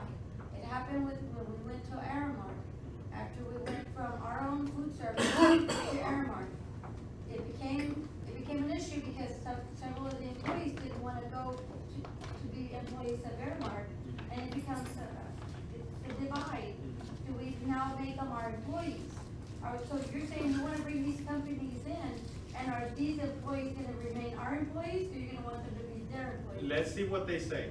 Because some, like I'll tell you, one particular one, I know that what they say is they completely take over. Now, they give them the benefits, like 401ks, they give them those type of things. But this one particular company told me, he said, but depending on how far they've been into the school system, then they're allowed to stay because they're getting TRS. I think so. And some of them, what they do also, in talking to a couple of soups, is they let you grandfather a certain amount, and then any new hires, they start taking over from there. So it just varies on the companies. I think that's fair. Okay. Okay, so we'll see who bids and what they offer. Okay. So I'll give a question. With Yes, sir. respect to the transportation director and stuff, say when a company comes in, they become, just depends, they might be their employee now instead of the school. Yes, sir, because we don't have an official director of transportation. Oh, you So really, at this point, they come and take over the whole management of the program and the maintenance of the buses. Leroy was hired as transportation director. Well, that's part of the scope of work, as well as No, but he even, got hired as transportation director okay. when he first came in. And Angel was also working with that too, but it's a mixed match of, That was done like 2 years ago before you. Yes. That was a- Not the case. Angel- they take That was to over, offset the wife's unemployment, I Yeah. mean, you know. they take over completely, like going to You only need a Delmar, GED for that one. extracurricular, it's all part of it, okay? And your recommendation, sir? So just to consider approval of the competitive seal proposal procurement method for Robson IC Transportation. And again, it's the services. The recommendation was that we approve the competitive seal proposal procurement method for ISD transportation. There a motion? I'll move. Moved by Mr. Lopez, there a second? I'll second. Second by Ms. Garza, any questions? If not, all those in favor say aye. Aye. All those opposed? Unanimous, go to Caesar, second item. Discuss and consider approval of consideration of 4 offers made for tax resale properties. And at this point, we have Marvin Leary to discuss this further for us. Thank you, Dr. Moreno. Good evening. Members of the board, this is Marvin Leary with Line Martyr. I don't know if you can see me, but if you can't hear me, Yes. please say so. We have 4 offers to present to you, 2 vacant lots and 2 houses. I can go through them one at a time, as we usually do.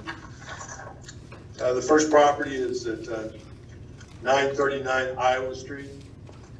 It's a 2-story house in extremely poor condition on a 25-foot wide lot.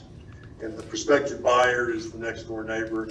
They're making an offer of $500 simply to be able to get possession of the property so they can tear the house down and incorporate the lot into their property.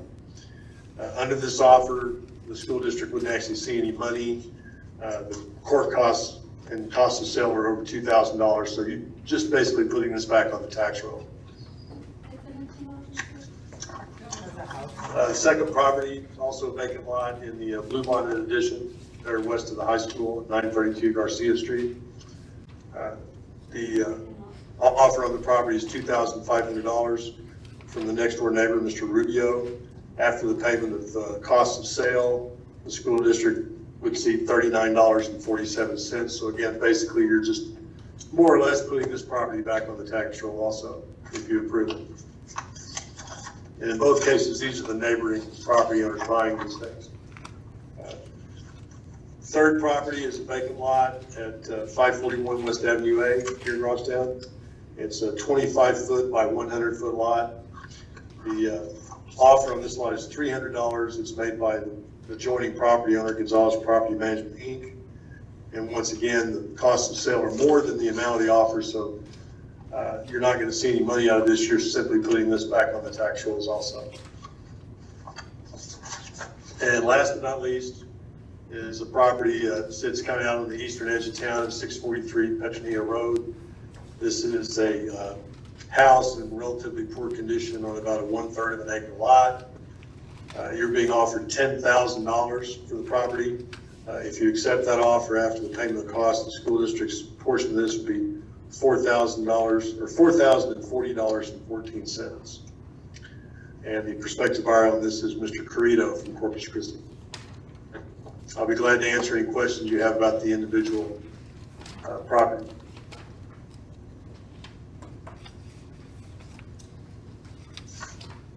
Very good, sir.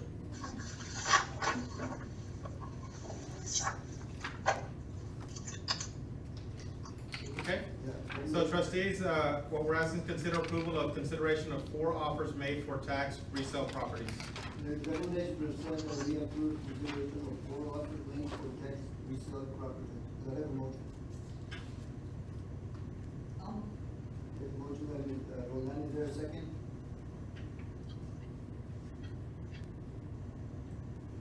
I'll second. Second by Mr. Gonzalez, are there any questions? I do. Is that Gonzalez property? That's you. You have an interest in it, so. Well, you it's can next to vote. mine. Then Well, you it's can a, vote then. it's a corporation, actually, not me. It's an empty lot, Richard, or what? Well, I've been cleaning that empty lot for about, Well, but I think you should 7 abstain years. though. huh? Yeah, I think you should abstain.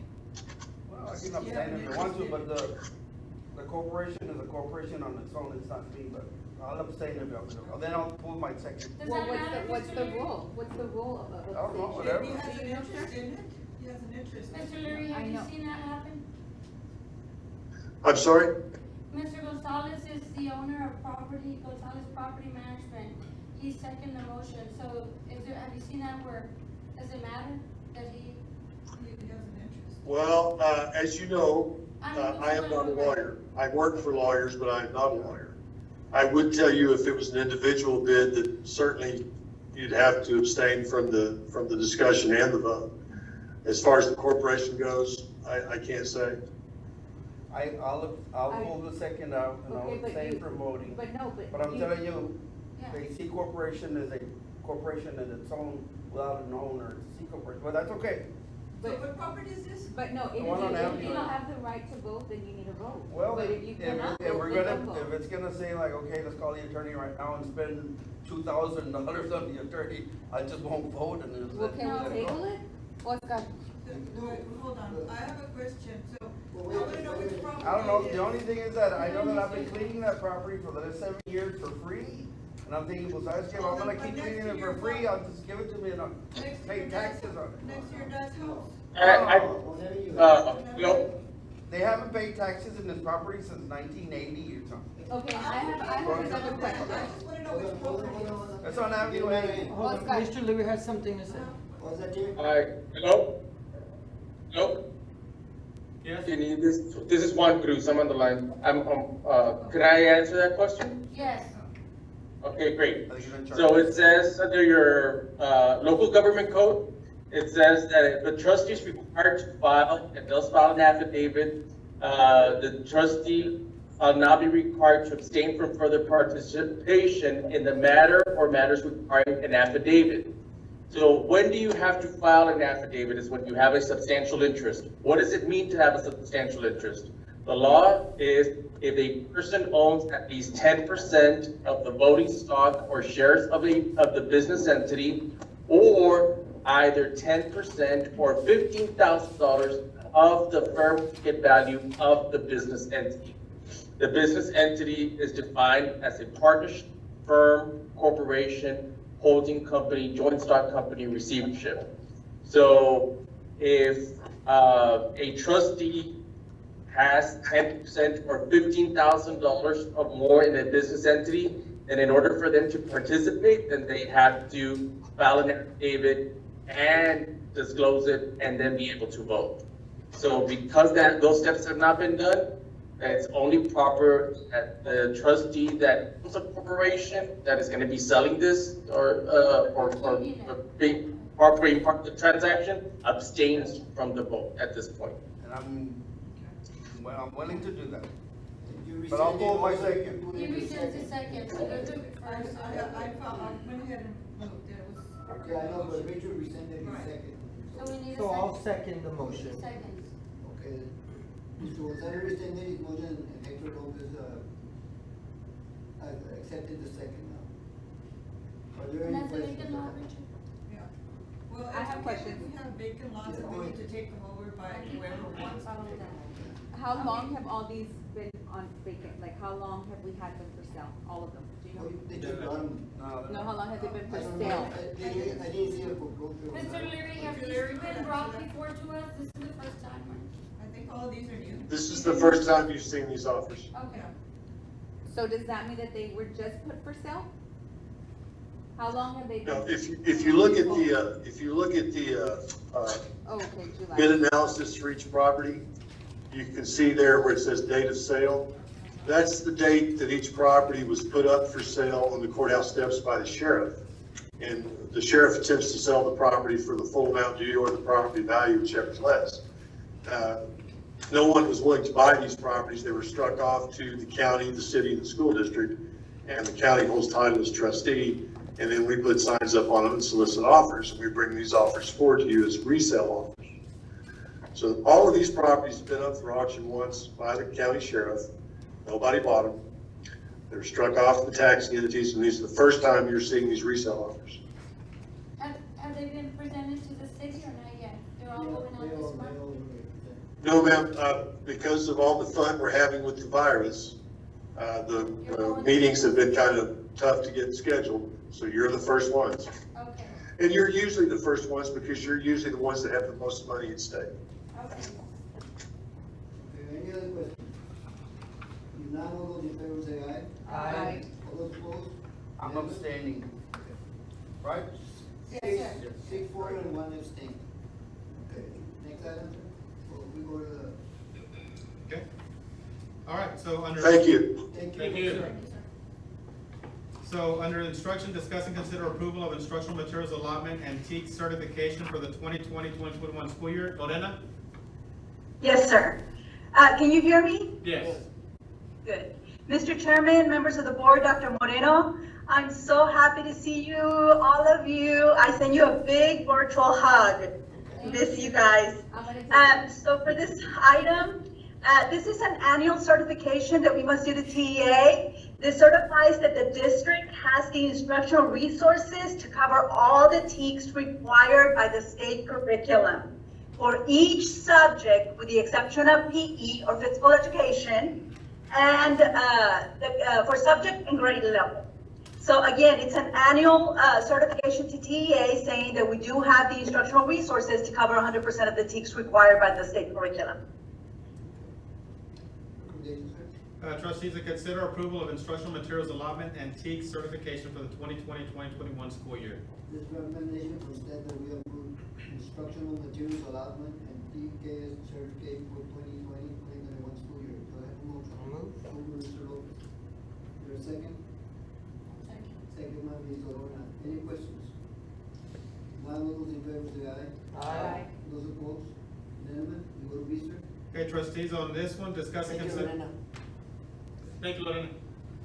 She also has this one. Okay. Discuss and consider approval of the recommendation to adopt McGraw-Hill Study Sync for 9 through 12 English Language Arts textbook. Again, so trustees, we're out for our textbook adoption this year from 9 to 12, English Language Arts. And the committee is recommending McGraw-Hill Study Sync for this adoption. Lorena, do you have any comments on that? Yes, I just wanted to share with the board that even though we're amongst the school closure, we were able to set up virtual presentations from different textbook vendors, and the high school teachers, including the English Language Arts teacher at Crossroads, were able to participate in these virtual textbook presentations. And Again, we also had a virtual voting, and so the process that we had established with the K through 8th grade teachers last year was the same process that we followed this school year, again, for the 9th through 12th reading, the ELAR textbook adoption, except that we had to do virtual presentations. But everything worked out really well, and again, this is the recommendation of the committee and asking the board to adopt McGraw-Hill Study Sync as their ELAR adoption for the next cycle. So cycle means it's an 8-year adoption. So it is something that we do take a lot of time and consideration into what the choice is going to be, because we're kind of married to it for 8 years. And we're not allowed to just say, no, we're not going to follow it, or we're not allowed to divorce it in the middle of the year. You know, the 8 years, we were married to it for 8 years. And so it was a really good process. The teachers participated and they voted, and this is what they present to you to adopt for their textbook. Thank you. So trustees, we ask you to consider approval of the recommendation to adopt McGraw-Hill Study Sync for 9th through 12th grade English Language Arts textbook. This is for 2020? Yes, ma'am. Sorry, 2021? yes, ma'am. Source For 8 years. For 8 years.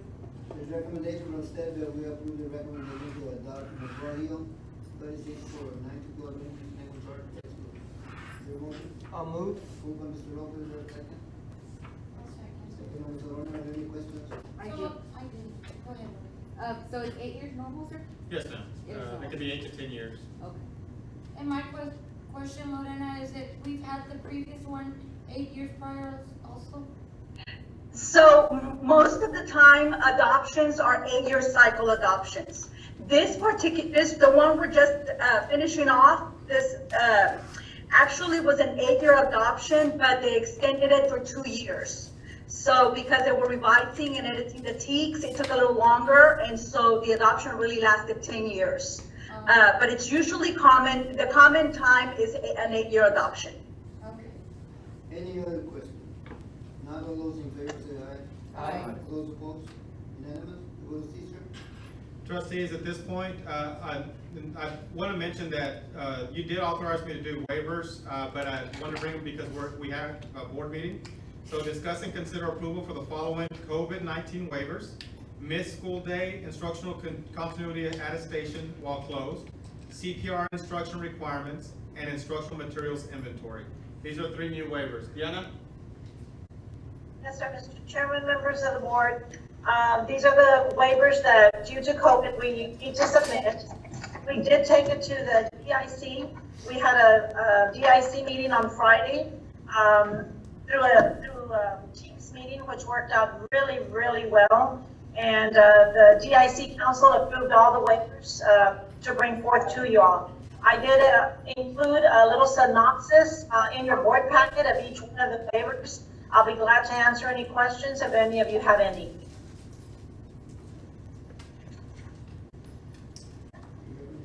The recommendations consider approval of the following COVID-19 waivers: missed school day, instructional continuity attestation while closed, CPR instructional requirements, and instructional materials inventory. There's a recommendation from staff that we approve the following COVID-19 waivers: the missed school day, instructional continuity attestation while closed, CPR instruction requirement, and instructional material inventory. Do I have a motion? I'll move. Moved by Mr. Lopez, is there a second? I'll second. Second by Ms. Morgana, are there any questions? Not all those in favor say aye. Aye. Those opposed? Unanimous? We go to item number 11, closed session, sir. Yes, sir. Section 551.07, 551.07 for Texas Government Code. It is now, It's 6:56. it's now 6:56 p.m. Trustee, y'all getting cold or is it? Freezing. And we're reconvening into open session. Can I have a motion? So move. Second. I'll second. Okay, motion by Hector, second by Bertha. All in favor? Aye. Okay. The next item, Dr. Moreno, under 12A, discuss and consider approval of possible action on resignation, appointments, and recommendations. Trustees, at this point, I'm asking for you to consider approval of possible action on resignations, appointments, and terminations as discussed in executive session. Okay, there's a recommendation with the superintendent on item A, discuss and consider approval of possible action or resignation, appointments, and terminations. Can I have a motion? I'll move. Motion by Hector, I'll second. second by Bertha. Any questions? All in favor? Aye. Item D, sir, discuss and consider approval of direction of school improvement and accountability. Trustees, I'm asking you to consider approval of assigning Ms. Angel Lopez as the Director of School Improvement and Accountability. Okay, there's a recommendation by Dr. Moreno to approve signing Angel Lopez as the Director of School Improvement and Accountability. Can I have a motion? I'll move. Moved by Hector. I'll second. Okay, any questions? All in favor? Aye. Aye. That's close. What do you voted aye? Yes. Okay. Next item, sir, is, letter C, discuss and consider clarification of resolution adopted on March 20, 2020 regarding compensation of non-exempt employees working during school closure due to COVID-19 pandemic. Dr. Moreno? Go ahead. Trustees, I'd like to consider clarification of resolution adopted on March 20, 2020 regarding compensation of non-exempt employees working during school closures due to COVID-19 pandemic. We'd like to clarify that we will, the premium pay will end on March 21st of 2020. March or May? Excuse me, May 21st of May of 2020. Thank you. Can you also clarify the way you're paying it, Dr. Moreno? So, Yeah, rate. so anything that we have is considered premium pay, and I'll use it as an example. If you're making $10 an hour, if you come in and once you clock in, that turns into $15 an hour, and that is just as an example. So again, to clarify, that's considered premium pay, is when you clock in, as an example, if you're making $10, when you clock in, it turns into $15 an hour. And that's including the base pay. And that's including the, as part of that is, Part of, not including. it's the base pay. Base pay plus the other half. Okay, so there's a recommendation by Dr. Moreno to clarify the, end of the,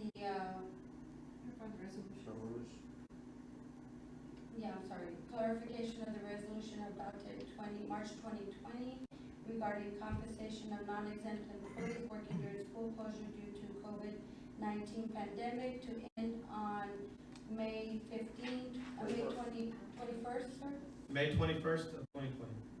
May 21st of 2020, and that would include premium pay. For any essential employees that we need to come in, that are hourly. Okay. So a motion? I'll move. I'll second. Okay, any questions? I just have a comment. I just want to let you know, Dr. Moreno, that I think after our discussion that the board can consider a stipend in the near future with regards to any employees that came in, and that would be something that you could bring forward to the board to consider once you give us amounts, right? Once we review the final budget of the year, then it's something if we can make a consideration. That would be apart from what they've already received. Correct. Well, whoever would agree to the stipend can put it on the agenda Right. at a later time. Okay. As long as we have that option to bring it back. Yes, ma'am, of course, and I'll give you, I'll give you a recommendation if it's something that we can afford as a district at that time. Sure. Okay. All in favor? Aye. Okay, last item on the agenda is adjournment. I'll move. Moved by Lori, Second. second by Bertha. All in favor? Aye.